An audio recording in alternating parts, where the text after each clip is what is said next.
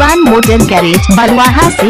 लचकोई छे जब कमरिया ढोरी लागै छै कटौरी, लचकोई छे जब कमरिया ढोरी लागै छै कटौरी। रे डीजे वाला छौरा, रे डीजे वाला छौरा के माल छियै छौरी, रे डीजे वाला छौरबा के माल छियै छौरी। RKG की तरफ से। कृष्णा जी कहाँ से हैं?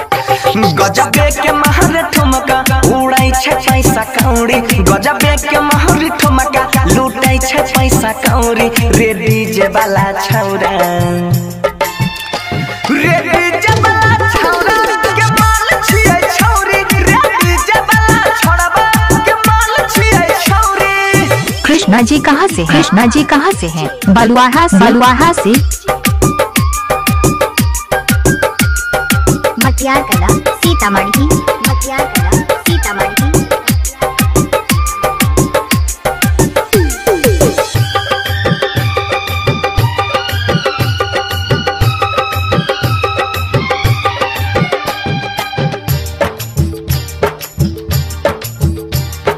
केतनो लूटाबै सब नमरी हजरिया, डीजे वाला पर छै कर नजरिया। केतनो लूटाबै सब नमरी हजरिया, डीजे वाला पर छै कर नजरिया। मारे के मुस्की करै छै बाबा लहौ, छुए ना दै छै अपन गोरे गाल हौ। चोली छै एकर टाइट जेना छानल कचौरी, चोली छै दोनों टाइट जेना छानल कचौरी। रे डीजे वाला छौरा, रे डीजे वाला छौरा के माल छियै छौरी, रे डीजे वाला छौरबा के माल छियै छौरी।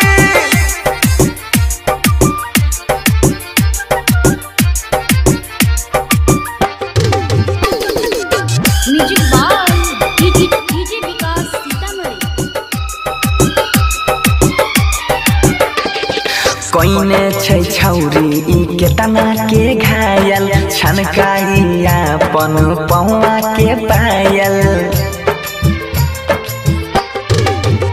ओहरे कोइने छै छौरी ई केतना के घायल, छनकाई अपन पौआ के पायल।